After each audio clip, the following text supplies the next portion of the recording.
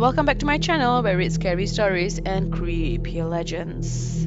Oriental Cinema, Melaka. Now, if you're a foodie like me, you must have heard of Oriental Cafe in Melaka, famed for its sinful, lard-filled popia and kick-ass fishball noodles. But opposite the cafe, across the street, stands an old cinema building that is abandoned for a while now. The very cinema is haunted, and trust me, as a Malacan myself, the whole state knows about it.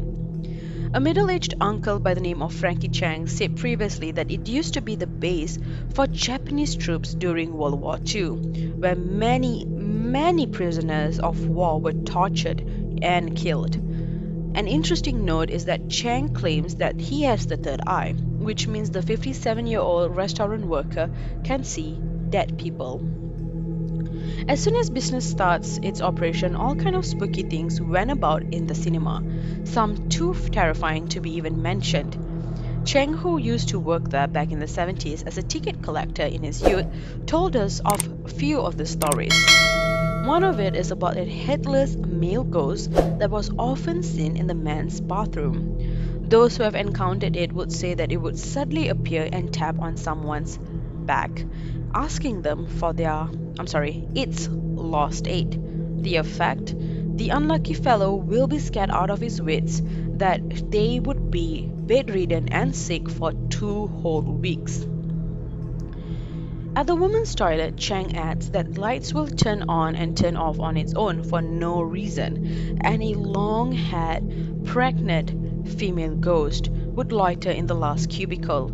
The cubicle was locked for obvious reasons, but sometimes female users would accidentally enter and come face to face with it. Clutching its torn and mutilated belly, the ghost would give a long, terrifying shriek before vanishing altogether. Toilet stories aside, even cinema goers weren't spared. The cinema has 2 levels. On the upper level, it is said that there were 2 haunted seats. Those who accidentally sit on it would experience scratches on their body.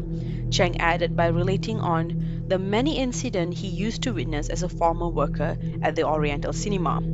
People would often come out from the cinema looking bloodied with scratches on their faces, both hands and leg. Soon enough, a medium was brought to ease the ghost. He performed a ritual to bless the cinema, and red cloth were draped on the haunted seat. Since then, they were never to be seated again. Neither have the toilet ghost have made its presence to anyone after that. In the early 80s, the cinema had ceased its operation. Now the building is used by enterprising folks to breed swiftlets for prized bird nest.